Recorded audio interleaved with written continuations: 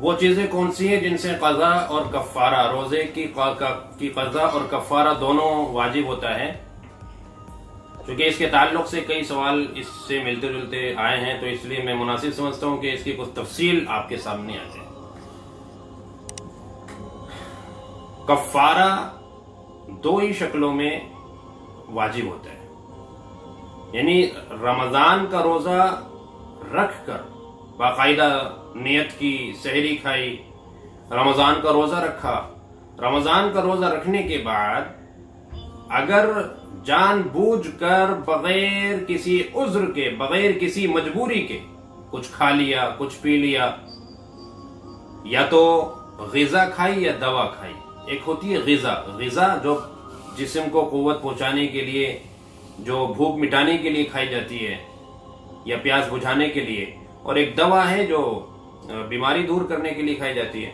तो खैर बगैर उज्र के, ऐसा कोई शदीद तकाजा नहीं था, कोई उज्र नहीं था, खा लिया, रोजा टूट गया। तो रमजान का रोजा और बगैर उज्र के कुछ खाया पिया, तो भाई इससे रोजा टूट गया। अब ये रोजा तो रखना ही है, ईद के बाद इसकी कज़ा तो होगी, लेकिन इस पर कफ़ारा भी है। तो एक शक्ल तो ये है कफ़ारे की। दूसरी शक्ल ये है कि रमजान का रोजा रखा और रोजा रखने के बाद रोजे की हालत में बीवी से हम बिस्तर हो बैठा। अब अगर रोजे की हालत में बीवी से हम बिस्तर हो गया तो रोजा टूट गया। ये रोजा रखना है और इसके साथ कफ़ारा भी अदा करना है। एक शख्स है, अगर वो अपनी बीवी के पास लेटा या हंसी मजाक किया, लेकिन हम बिस्तर नहीं हुआ, तो इससे रोजा नहीं टूटा। लेकिन रोजे की हालत में ऐसा नहीं करना चाहिए। रोजे की हालत में अलहदा रहना चाहिए। लेकिन चलिए, कोई अगर अपनी बीवी के पास लेट गया, सो गया, हंसी मजाक कर लिया, बोसो कनार कर लिया, तो इससे नहीं रोजा टूटा। हाँ, लेकिन अगर वो डिस्चार्ज हो गया, यानी वो हम बिस्तर तो नहीं हुआ, लेकिन इसी हंसी मजाक में वो डिस्चार्ज हो जाता है, तो उसका रोजा टूट गया। अब ये बगैर हम बिस्तरी के यूं ही डिस्चार्ज हो गया, इस पर जो रोजा टूटा है, इस पर कफ़ारा नहीं है। कफ़ारा दो ही शक्लों में है, या तो बीवी से हम बिस्तर हुआ हो, अगर बीवी भी रोजे से थी तो उसका भी रोजा टूटा, उस पर भी कफ़ारा आएगा, और शोहर पर भी कफ़ारा आएगा। इधर बगैर उज्र के कुछ खाया पिया तो रोजा टूटा और इस पर कफ़ारा आएगा। बस ये दो शक्लें हैं जिस पर कफ़ारा वाजिब होता है, कफ़ारा लाजिम होता है। इसके अलावा जितनी शक्लें हैं रोजे के टूटने की, उन पर कफ़ारा नहीं होता, बल्कि सिर्फ कज़ा होती है। यानी रोजा टूटा, अब उसकी कज़ा ईद के बाद करनी है, उस रोजे को रखना है। लेकिन कज़ा के साथ कफ़ारा इन दो ही शक्लों में है, बगैर उज्र के खाया या बीवी से हम बिस्तर हुआ रोजे की हालत में, रमजान के रोजे की हालत में। अब कफ़ारा क्या है भाई? इन दोनों हालतों में कफ़ारा ये है, कज़ा के अलावा, कि 60 रोजे लगातार रखे। एक रोजा तो ये रखना होगा जो टूटा, और 60 रोजे और इससे अलग लगातार, उसमें बीच में कोई गैप नहीं होना चाहिए। अगर आपने 50 रोजे रख लिए लगातार, फिर आपने कोई रोजा छोड़ दिया, तो फिर आपका ये कफ़ारा अदा नहीं होगा, आपको फिर दोबारा से रखने होंगे। हाँ, ख़वातीन के साथ चूंकि मंथली पीरियड का उज़्र होता है, तो वो अगर कंटिन्यू रोजा रख रही हैं, फिर दरमियान में नापाकी के अय्याम आएंगे, तो उन दिनों में रोजा ना रखें, फिर गुस्ल करके फिर शुरू कर दे, तो वो उनका कंटिन्यू समझा जाएगा।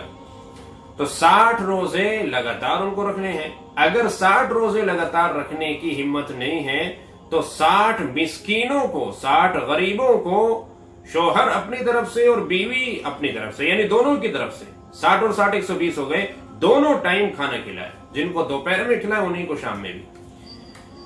और अगर इसकी जगह आप ये चाहते हैं आसानी के लिए कि 60 फितरे निकाल दें, तो आप 60 फितरे भी निकाल सकते हैं। जो ईद उल फित्र के मौके पर फितरा निकाला जाता है हस्बे हैसियत। अगर आपकी हैसियत खजूर 3.5 किलो खजूर के हिसाब से निकालने की है तो उस एतबार से, और अगर 1.25 किलो गेहूं के एतबार से निकालने की हैसियत है तो उस एतबार से आप ये 60 फितरे निकाल दें। 60 फितरे शोहर की तरफ से, 60 फितरे बीवी की तरफ से, तो 120 फितरे हो गए। अब अगर 1.25 किलो गेहूं के हिसाब से 50 रुपए का एक फितरा हम लगाते हैं तो 1500 रुपए शोहर की तरफ से हो गए, 1500 रुपए बीवी की तरफ से हो गए, ये 3000 रुपए हो गए।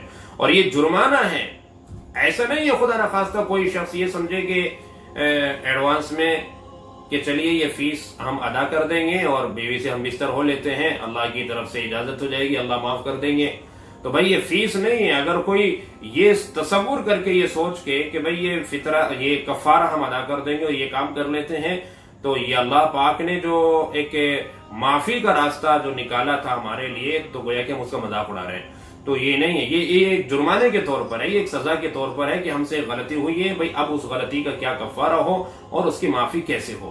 तो अल्लाह तबारक व तआला ने तौबा इस्तिग़फ़ार के साथ साथ दुनिया के अंदर एक ये सजा रखी है, कि ये जुर्माना रखा है कि तुम बगैर उज़्र के तुमने कुछ खाया पिया है, पेट में या दिमाग में कुछ पहुंचाया, पेट में कुछ पहुंचाया, तुमने खा लिया, कुछ पी लिया, और या फिर तुम बीवी से हम बिस्तर हो गए, तो लिहाजा ये कफारा हमें अदा करना होगा। तो इन दो शक्लों के अंदर ये कफारा है। इसलिए मैं कहूंगा कि भाई रोजे की हालत में बहुत ही हमें एहतियात से काम लेना चाहिए। गलती से भूले से अगर हो गया वो तो माफ है, लेकिन जानबूझकर याद रहते हुए मुझे याद है कि मेरा रोजा है और इसके बावजूद मैं जानबूझकर ऐसी हरकत करता हूं, तो फिर रोजा तो टूटेगा ही, लेकिन इसके साथ साथ हमें कफारा भी अदा करना होगा।